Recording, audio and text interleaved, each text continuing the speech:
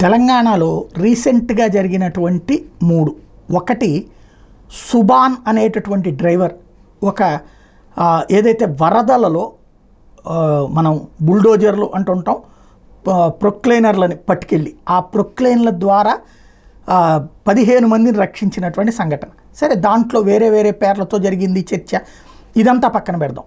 అంటే ప్రాణాలకు తెగించి ప్రజల్ని కాపాడినటువంటి వ్యక్తి ఖచ్చితంగా గుర్తుపెట్టుకోవాలి, గౌరవించాలి, అభినందించాలి. రేవంత్ సర్కార్ కూడా ఆ విషయంలో దృష్టి సారించాల్సి ఉంది. మరొక వైపును చూస్తే మహబూబాబాద్ జిల్లా తాళ్లపూసపల్లి సమీపంలో ట్రాక్ కొట్టుకుపోతే ట్రాక్మెన్ జగదీష్ ప్రమాదాన్ని ముందే పసిగట్టి రాత్రి 12 గంటల సమయంలో పై అధికారులకు సమాచారం ఇచ్చాడు. అదే సందర్భంలో ఇంటి కన్నె దగ్గర వరద ప్రభావంతో ట్రాక్ గాల్లో తేలింది. ట్రాక్మెన్ మోహన్ సమయానికి సమాచారం ఇచ్చాడు. దీంతో రైళ్లను నిలిపేసి ప్రమాదాలను నివారించారు, లేకపోతే 100 మరణాలు సంభవించాయి. వాళ్ళిద్దరూ డ్యూటీనే చేసింది, బట్ సిన్సియర్గా చేశారు.